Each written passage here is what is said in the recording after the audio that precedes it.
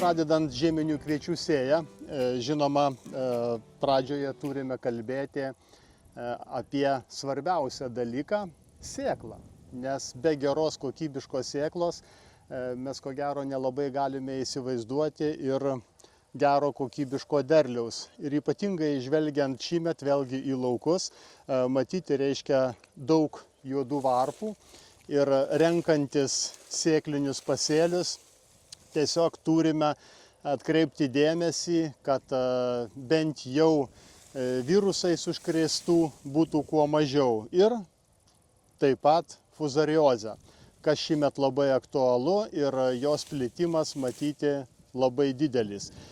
O visą tai išprovokavo didelis drėgmės kiekis. Ir aišku, tas sezonas buvo visas palankus fuzariozei plisti, užkrato tikrai laukuose visada dirvoje yra jo daug. Ir aišku, kritinis momentas tai yra kviečių žydėjimas.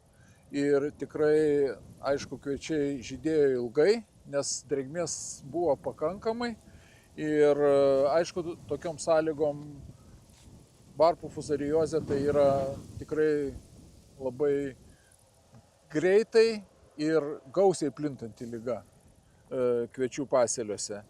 Todėl, kalbant apie sėklos paruošimą, mes neturim galimybės praeitų metų sėklą naudoti, kuri tikrai nepalyginamai sveikesnė buvo.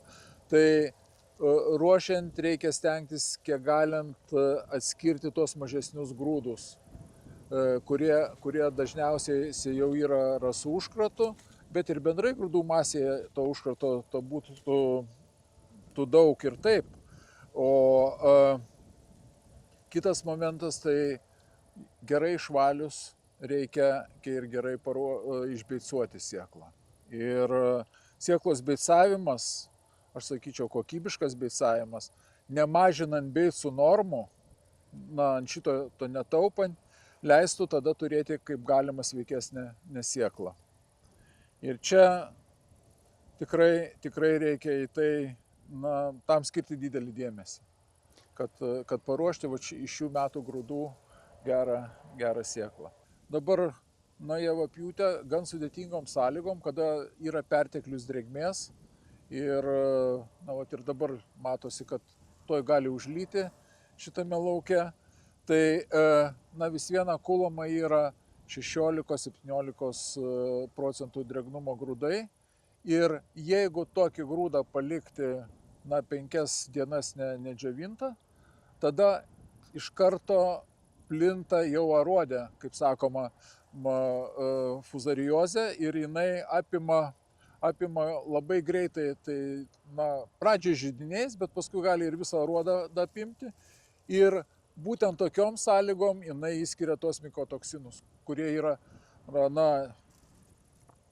žalingi tiek žmogaus, tiek gyvulio, jeigu šėrimui naudojami grūdai, sveikatai. Ir labai yra svarbu, kai tik tai parvažiuoja, ypač drėgnesni grūdai, juos džiovinti. Nes tik išdžiovinus galima užkirsti kelią fuzariozės plitimui aruode ir išskirimui šitų mikotoksinų. Juozas minėjo, aišku, reikia atlikti ypatingai gerą selekciją, gerą pravalymą ir 1000 grūdų svoris yra labai svarbus, tokiems kaip žieminiams kviečiams sėti ne mažiau kaip 45 gramai, geriau būtų, kad net ir daugiau. Tai rodo, kad grūdas jau yra stambesnis, kokybiškas, gerai beicuotas ir tada belieka tik reiškia į paruoštą dirvą gerais terminais vykdyti sėjos darbus. Aišku, reikia atkreipti dėmesį, ką mes matome šįmet jau ant stiebelių, reiškia akivaizdžiai matyti, reiškia fuzariozę. Ant stiebų mes nupjauname javus, jinai lieka čia. Ir įsivaizduokit, jeigu jūs turite gerai paruoštą sėklą, gerai beicuotą, pasėjate į tokį lauką, jau netgi šiuo atveju nežinau, ar tai būtų ir ar padėtų arimas, kadangi vis tiek fuzariozės pradai šįmet yra labai dideli. Tad tikrai reikia labai laikytis sėjomainos ir po šių metų, kai yra tiek daug drėgmės ir matom fuzariozės plitimą, tai su atsėliojamais laukais reikia būti labai, labai atsargiems. Na, šiais metais, aišku, buvo ir lapų lygų, tiek septoriozės, tiek dryžligės plitimui palankios sąlygos. Ir nukūlus kviečius, jeigu jie atsėliojami, be abejo, tas užkratas lauke yra. Plūgas šitoj vietoj tikrai padėtų, nes jau yra daug bandymų atlikta, kada yra siejama į, sakykime, visai neįdirbtą lauką, arba tik tai labai negiliai paviršinis įdirbimas yra, kada lieka katų nuokolų dar paviršiuje. Ir lyginant su plūgu, jeigu įdirbtą lauką, tada tikrai sustabdomas yra pirmoje eilėje tai kviečių dryžligės plėtimas. O fuzariozė taip pat, be abejo. Iš tikrųjų tai taip. Tiesiog kalbame, kad reiškia, jeigu galima sustabdyti atsėliavimą, tai geriau sustabdyti ir nesėti. Bet jeigu jau visgi yra sprendžiama, kad yra laukai, kur reikia atsėliuoti, tai po šių metų matom, kad tikrai be arimo jau nieko negalime daryti. Bet tai irgi nebus ta užtikrinimo priemonė, kad jau arimas tikrai užtikrins. Jis tikrai palengvins, tikrai bus geresnės sąlygos ir patogenai taip lengvai nepersiduos, kurie jau guli dirvos paviršiuje ant augalo, bet vis tiek yra tikimybė didesnė ir greitesnė užsikrėsti atsėliuojamuose laukuose tiek fuzariozės, tiek kitais pasėlių užkratais. O visgi, jeigu jau nuspręsite taip daryti, tai kalbėkime tik apie kokybišką arimą. Tas kokybiškas arimas tai nereiškia gražiai suarti, bet visų pirma reikia atlikti darbus po javų pjūties, reikia purkšti ant ražienų, pridėti azoto kaso, tarkim, 20-30 kg, būtinai kartu su huminėmis rūgštimis arba šiaudus mineralizuojančiomis bakterijomis. Ir tada mes turime važiuoti su lėkštiniu skutiku.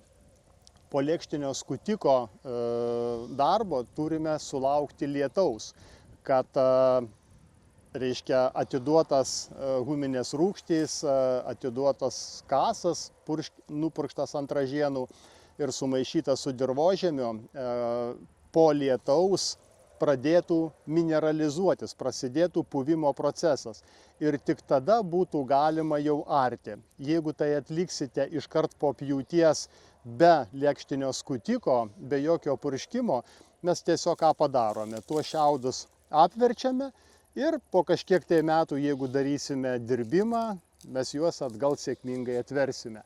Tai jie tada papuolę, reiškia, ir apversti 18-20 cm gylyje, nesimineralizuoja, o vykdo puvimą. Tai dar baisiau ir, reiškia, tų pačių mikotoksinų ten kaupiasi dar didesni kiekiai ir taip atsiranda pasėliams didesnis pavojus.